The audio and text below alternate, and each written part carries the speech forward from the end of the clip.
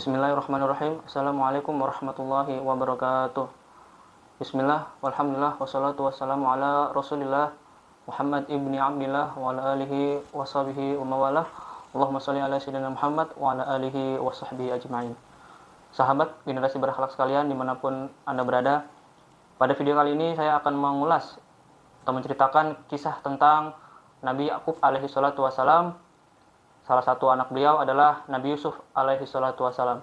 Jadi Nabi Yakub alaihi salam mempunyai anak sebanyak 12 dan salah satunya adalah Nabi Yusuf alaihi salam.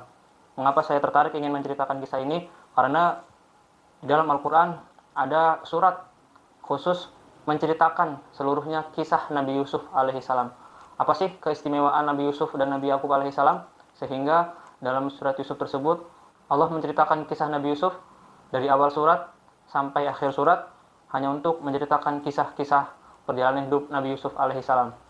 Sebelum saya lanjut, jangan lupa klik tombol subscribe, like, share, dan komen, dan juga nyalakan tombol notifikasi untuk mendapatkan video-video terbaru dari saya. Yuk kita lanjut. Ayo kita jihad, membela Islam dan Muslimin. Ayo kita jihad, membela Islam dan Muslimin. Hidup mulia atau mati syahid, hidup mulia atau mati syahid. Oke, sesuai dengan tema pada video kali ini, saya akan mengulas atau menceritakan tentang kisah Nabi Yakub alaihissalam dan anak-anaknya di dalam buku Kisah Bapa dan Anak di dalam Al-Quran karya Adil Mustafa Abdul Halim. Jadi di dalam Al-Quran itu, khususnya di dalam surat Yusuf, Allah Subhanahu wa Ta'ala menceritakan kisah hidup Nabi Yusuf alaihissalam dari awal surat hingga akhir surat. A'udzubillahi minasyaitonirrajim. Bismillahirrahmanirrahim. Alif Lam Ra. Tilka ayatul kitabil mubin. Inna anzalnahu Qur'anan Arabiyyan la'allakum ta'qilun. Nahnu nakussu 'alaika ahsanal qasasi bima awhayna ilaika hadzal Qur'an wa in kunta min qablihi laminal ghafilin. إذ قال يوسف لأبيه يا أبت إني رأيت 11 كوكبا والشمس والقمر رأيتهم لي ساجدين قال يا بني لا تقصص رؤياك على إخوتك فيكيدوا لك كيدا إن الشيطان للإنسان عدو مبين.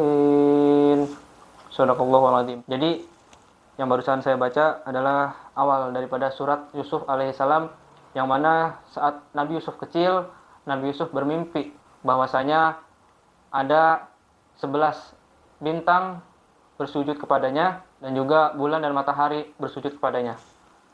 Apa sih yang dimaksud dengan bintang, bulan, dan matahari bersujud kepadanya? Pada kesempatan kali ini saya akan coba untuk mengulas.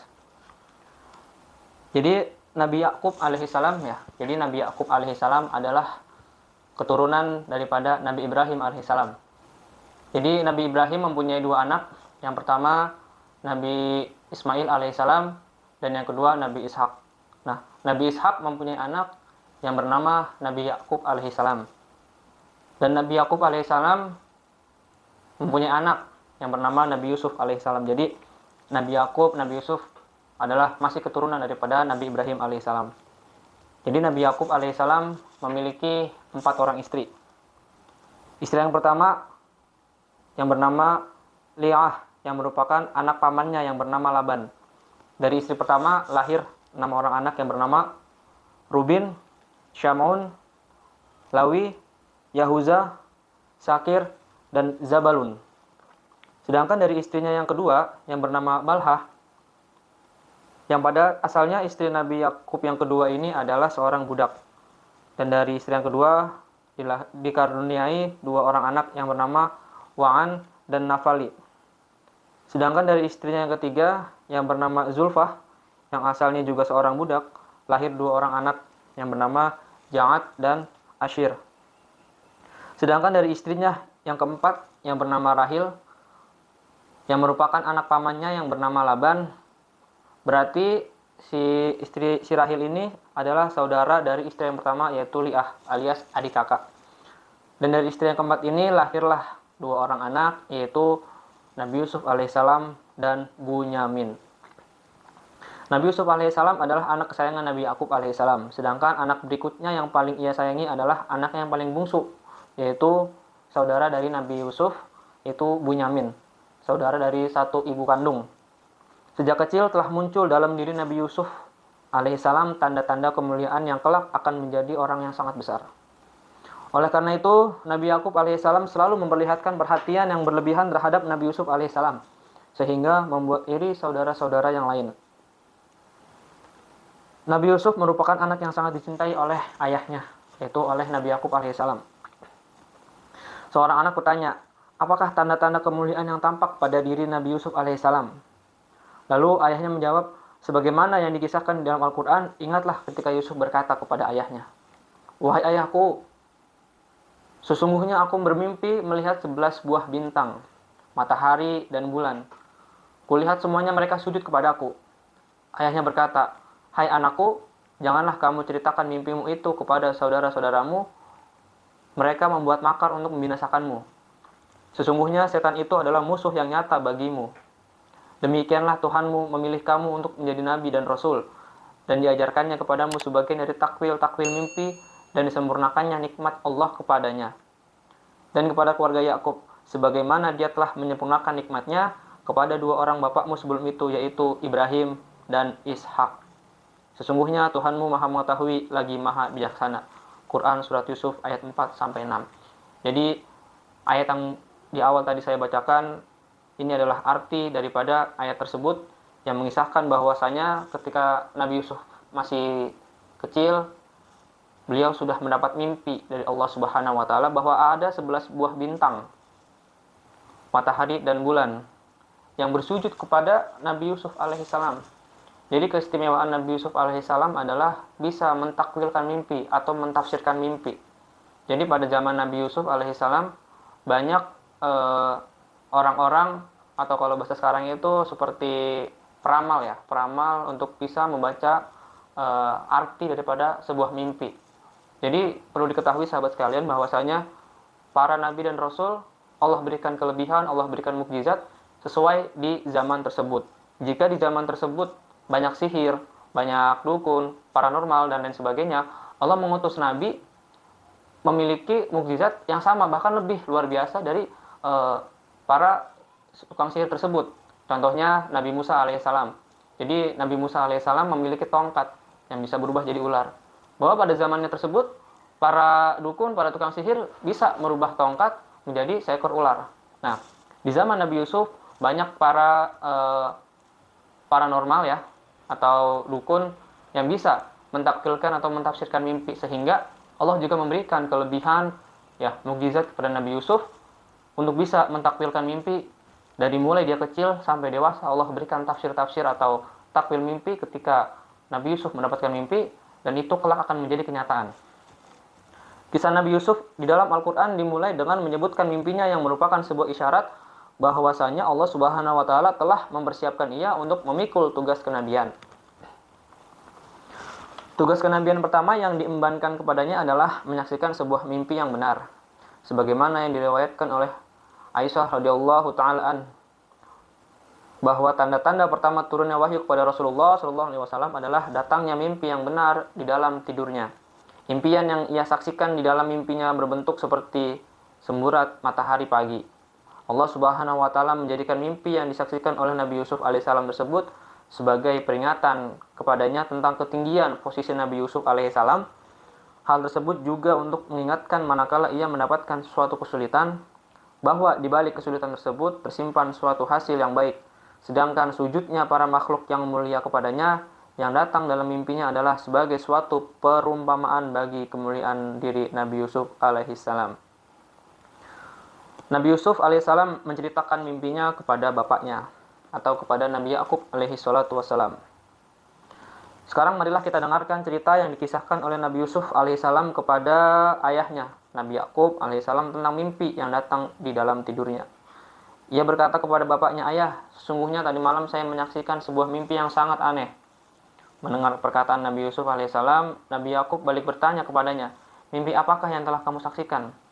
Nabi Yusuf alaihissalam menjawab, "Aku menyaksikan 11 bintang yang datang dari langit tunduk bersujud kepadaku. Aku juga menyaksikan matahari dan bulan ikut bersujud kepadaku." Setelah Nabi Yusuf alaihissalam selesai menceritakan mimpinya ini, Nabi Yakub alaihissalam berkata kepadanya, "Wahai anakku, jangan sampai engkau beritahu kepada saudara-saudaramu tentang mimpimu ini." Lalu dengan keheranan Nabi Yusuf bertanya kepada ayahnya, "Mengapa ayah, aku tidak boleh menceritakan mimpiku kepada saudara-saudaraku?" Nabi Yakub alaihissalam menjawab, "Agar jangan sampai mereka melakukan suatu tipu daya yang sangat cerdik untuk mencelakakan dirimu, sehingga kamu tidak mampu menahan tipu daya mereka tersebut. Apakah kamu tidak saksikan tipu daya yang telah dilakukan oleh setan terhadap Nabi Adam alaihissalam dan Siti Hawa? Sesungguhnya setan selalu memanas-manasi hati manusia agar merasa iri terhadap manusia yang lain. Mereka pun selalu membujuk manusia untuk melakukan kesalahan dan kejahatan." Lalu seorang anak bertanya kepada ayahnya, apakah prediksi yang dirasakan oleh Nabi Yakub alaihissalam terhadap mimpi anaknya? Lalu seorang ayah menjawab, dari mimpi yang disaksikan oleh Nabi Yusuf alaihissalam, Nabi Yakub alaihissalam dapat memprediksi bahwa pada suatu hari nanti anaknya, yaitu Nabi Yusuf, akan mengemban risalah kenabian, sebagaimana halnya yang sekarang yang tengah ia emban sebagai nabi dan rasul. Nabi Yakub juga memprediksi bahwa di antara keturunan Nabi Ibrahim alaihissalam ini, yang terpilih untuk meneruskan tugas kenabian yang penuh keberkahan adalah Nabi Yusuf alaihissalam. Nabi Yakub alaihissalam juga berkata kepada Nabi Yusuf, "Sesungguhnya Allah subhanahu wa ta'ala akan memilihmu, mengajarkanmu, dan menganugerahkan firasat yang benar dan pandangan yang benar kepadamu. Sebagaimana halnya Tuhanmu telah memilihmu untuk menyaksikan mimpi yang mulia ini, yang berarti Tuhanmu juga akan memilihmu untuk mengemban tugas kenabian.